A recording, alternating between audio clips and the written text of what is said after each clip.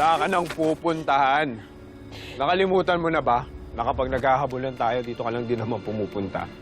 Kuya, parang awang mo naman, no? Hindi mo naman kailangan gawin to, eh. Sarah, alam mo naman na ginagawa ko to para sa'yo.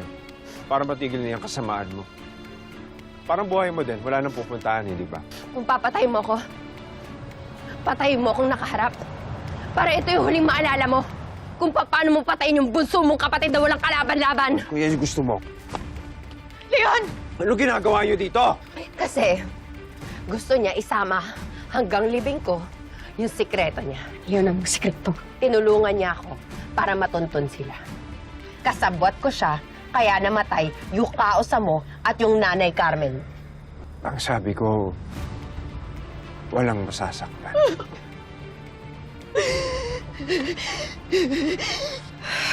Christy. Huwag kang lumapit sa akin. Shaira! Shaira! Halika dito, ayok ka! Tigilan mo na ako!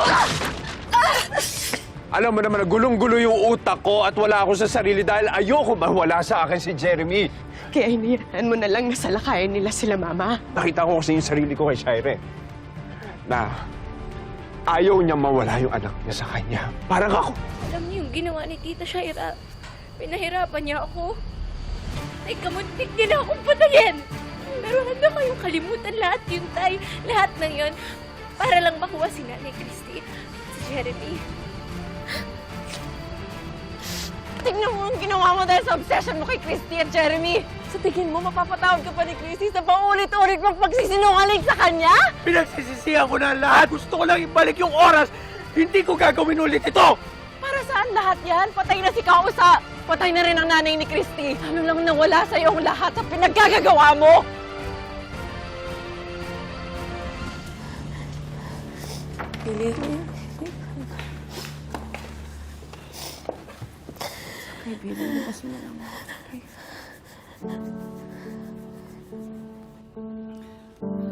Ang hirap lang kasing paniwalaan na magagawa to sa atin ni Kalia.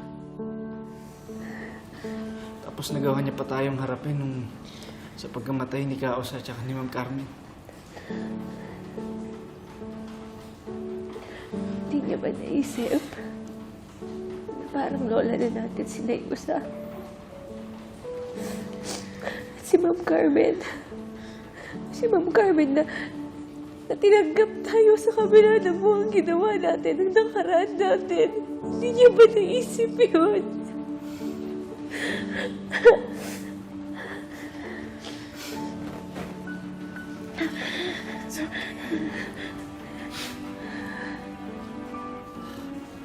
Ramdam ko nga na parang isang malaking pamilya na yung turing nila sa atin. Gusto mo ba muna sumama sa akin, pauwi? Baka kailangan mo na ng space.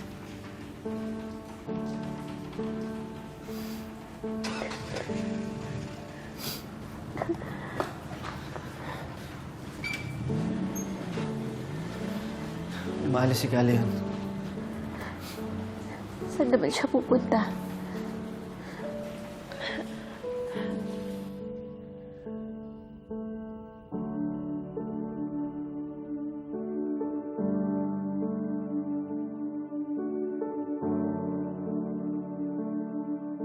Alam mo, anak, if you ever decide na buksan ulit ang puso mo kay Leon, hindi ako tututol. Salamat, ma. Mom is always supporting you. Humingi sana akong pahintulot mo na sana pagbigyan mo ko. Nahalagaan ka pati yung anak natin. Gusto ko lang maging parte ng buhay ng anak ko. Sana pagbigyan mo.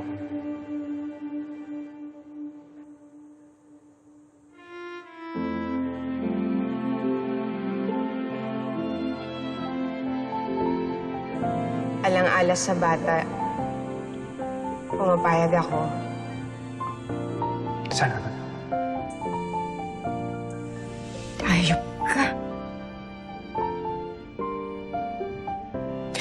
Hindi na dapat ako nagtiwala sa'yo eh.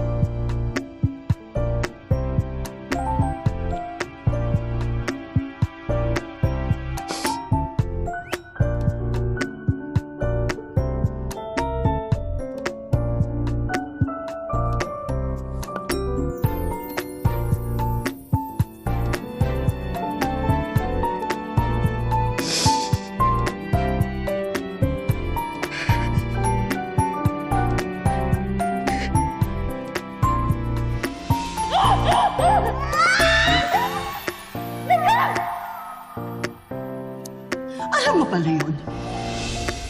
Ilang beses din akong kumampi sa'yo dahil ang buong akala ko ay ibang-iba ka na kesa sa dati. Pero mali pala ako. Magaling ka lang magtago ng pagkatao mo, pero hindi ka talaga nagbago. Alam mo, Ma, dapat hindi ko na siya pinatawad eh. Sinira niya lang yung buhay ko, Ma. Nilayo niya ako sa inyo, sa pamilya ko. Pinahirapan niya pa ako, pinaboy. Pero ba kasi, di ba, nagpatawad man ako kasi kala ko yun yung tama. Akala ko nagbago na siya, Ma eh. Hindi para sa akin, pero para sa anak namin.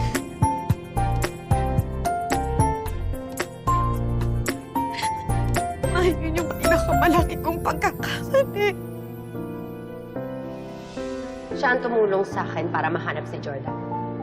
Tinulungan niya ako para matuntun sila. Kasabwat ko siya, kaya namatay yung kausa mo at yung nanay Carmen. Hindi mo ba naisip kung paano ko sila natuntun? Ha? Eh, ilan lang naman kayo nakakaalam kung nasan sila, di ba?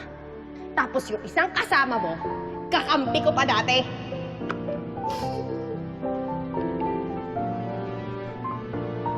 Totoo ba yun? Ang sabi ko, walang masasaktan. Bakit ganun, Ma? Lagi akong nagtitiwala sa mga tao. Para saan? Para masaktan ako. Ma, if I could undo everything that happened, hindi ko na papapasukin sila yun sa buhay ko, Ma. Hindi na ako magtitiwala sa kanya ulit. Ay, hindi na ito mangyari sa'yo, Ma.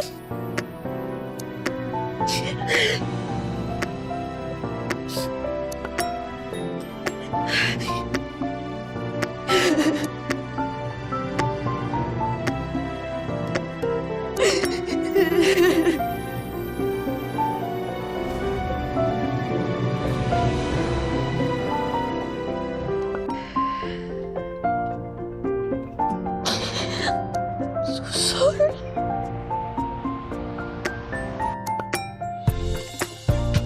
Mami?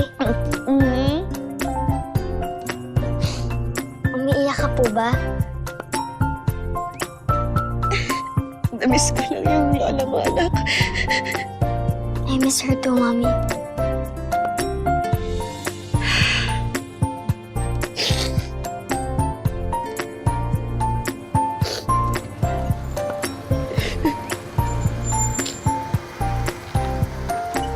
Ate Meldy? Ma'am? Ate Meldy, pakidala nga si Tori sa kwarto niya, please. Ayos po. Hindi ka na, Tori. Mami, sino po ba yun? Pwede ko pa Anak, just listen to me, okay? Pumunta ka na muna sa kwarto mo and huwag kang lalabas. Kaya ako na munang haharap doon sa visitor. Sige na, Ate Meldy, akyat mo na siya. Tori ka na. Huwag ka lang sa akin.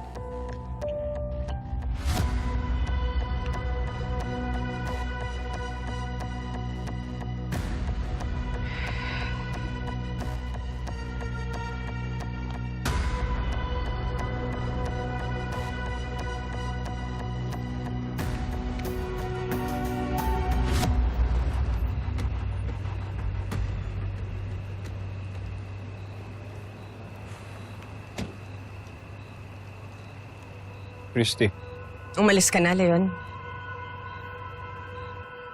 Kung pumunta ka dito para kay Jeremy, umalis ka na. Dahil hindi mo na siya makikita kahit kailan. Christy, para. Huwag kang lalapit. Huwag kang lalapit, Leon. Dahil alam ko na ang lahat na dapat kong malaman. Wala na akong kailangan marinig galing sa'yo.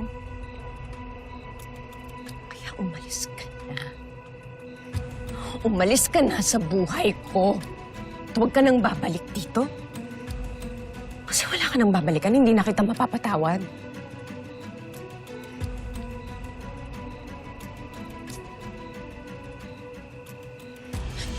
Sige.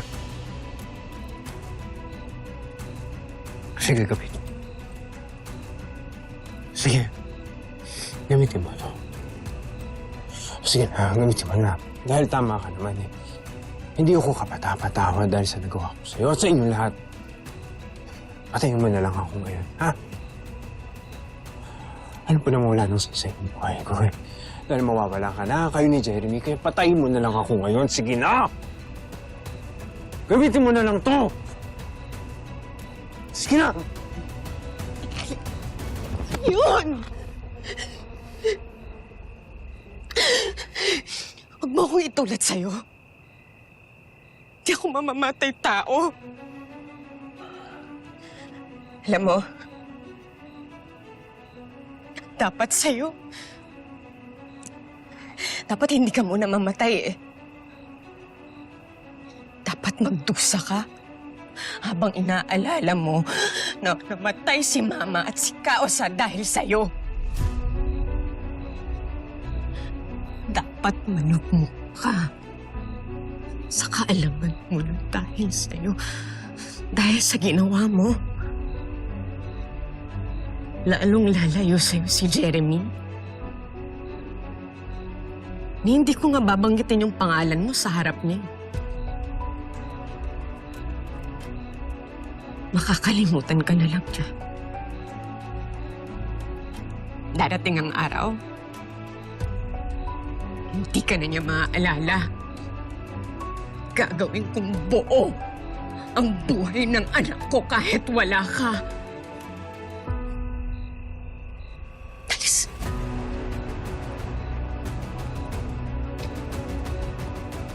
Wala ka nang babalikan dito.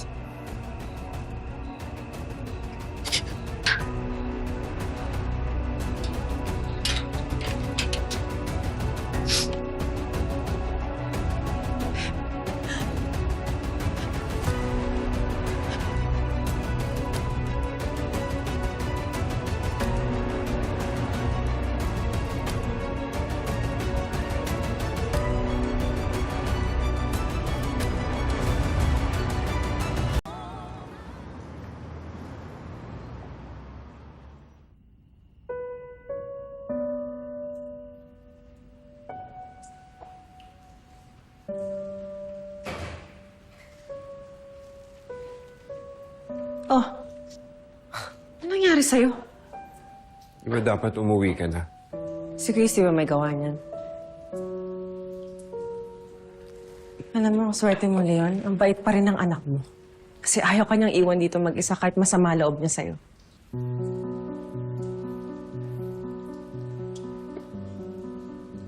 Hindi mo talaga sasabihin yung nangyari sa'yo?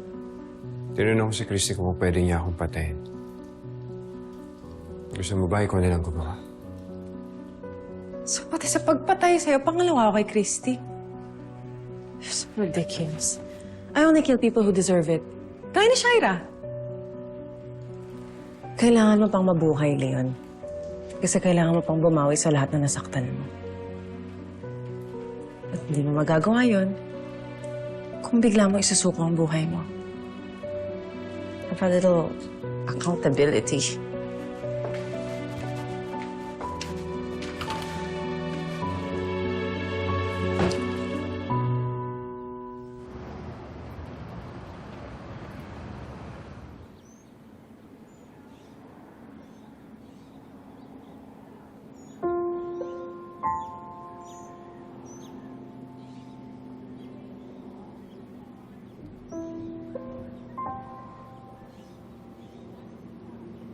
Billy, anak.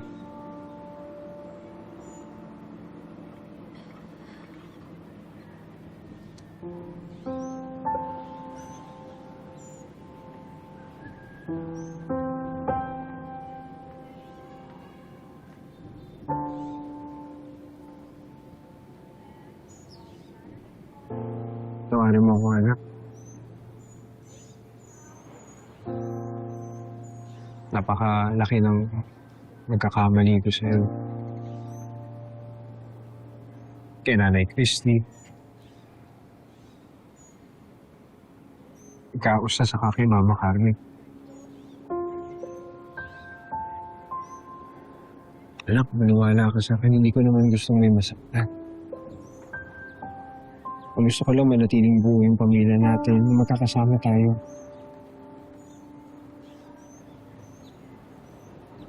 Sinungaling ka, Tay.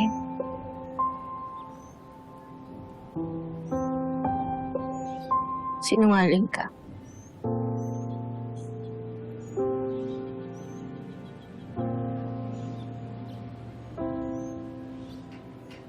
Minsan, di mo naman talaga ako inisip eh. Huwag mo naman sabihin yan.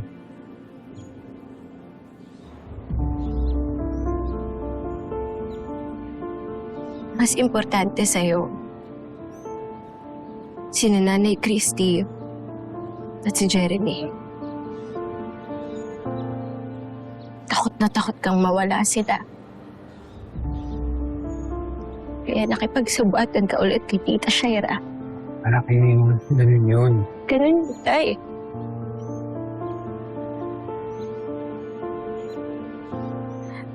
Paano ako?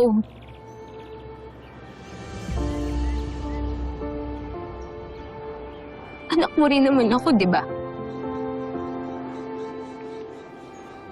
Anak mo rin ako, Tay. Hindi mo ba inisip kung paano kung ako'y nawala?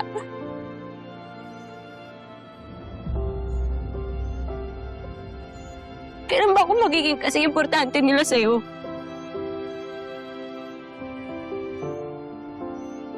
Kailan, Tay?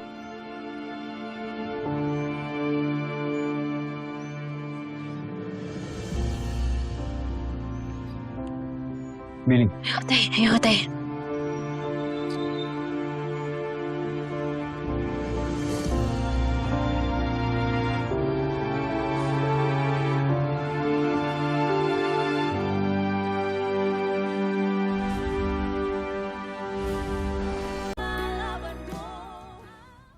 Walang hiya siya. Iyak pa siya ng iyak doon kay Ma'am Carmen. Sin pala. Kasabwat din siya nung diminyitang yun, no? Ay, naku ate, kahit ako nagtataka ako eh. Yan no, Christy. Ang alam naman namin all this time, mahal na mahal ka nun ni Leon. Botong-boto pa kami, di ba, ni na tita? Correct. Pero ano, winalangya ka pa rin. Ewan ko sa kanya. Alam niyo, sinayang niya lang lahat ng pagbabagong ginawa niya sa buhay niya para kay Jeremy. Sa isang iglap, nagpakain siya sa galit niya. Tapos ano, bumalik sa pagiging utak rebelde. Correct. Wait, is that why you're putting weapons all over the house? Ano, para pag bumalik si Leon, ready ka? Ganun ba yun? Ay nako, Kaz. Kahit sino sa kanilang magkapatid pumunta dito, dapat handa tayo. Hindi natin alam kung anong pwede nilang gawin. So ano, forever na lang ganun, poprotektan mo yung sarili mo sa kanila? Hindi ka ba napapagod, Christy? Tsaka yan si Leon, wala bang parusa sa kanya? Kasi siya naman nakipagsabuatan sa kriminal eh, di ba ate? Dapat meron. Kaz, I already took care of that.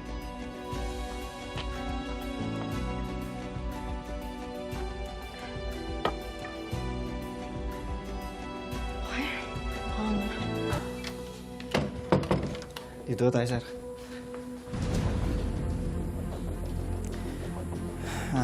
Leon, may naghanap sa'yo.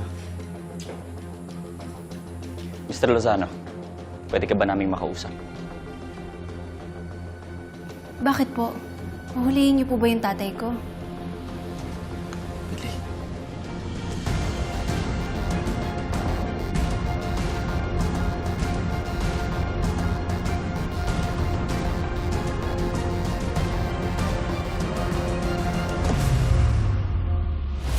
Si Christy pa rin palang gagamitin mo laban kay Jordan. Yun anak ni Christy si Jeremy. Yun ang hihingin kong kapalit. Paano pala natin makukuha yung bata? Eh, panigurado, hindi naman basta-basta ilalabas ni Christy yung anak niya. Kaya nga mamanmanan natin sila para malaman natin kung anong kilos nila. Dapat nga magalit kayo eh. Magalit kayo at huwag niyo akong patawarin kahit kailan. Alam niyo tama yung sinabi sa akin ni Christy na pagtusahan ko lahat ng kasalanan ko habang buhay. Kaz, mukhang si Shaira nga yan. Alam mo, papainin talaga kita. Christy, ano ka ba? Paano kung si Shaira nga yan, tas may dalang armas? Anong magagawa niyan? Hindi ako natatakot sa kanya, Kaz. Bahala siya. Siya matakot sa akin. Christy, tama na. Malakas yung kutob ko na si Shaira yung nasa labas ng bahay namin kanina. Nagmamanman siya. Teka, ano itsura ng sasakyan? Gray na sedan, tinted yung mga bintana. Yung plaka, sir, nagsisimula sa letter F. Sige na, Christy. Teka lang.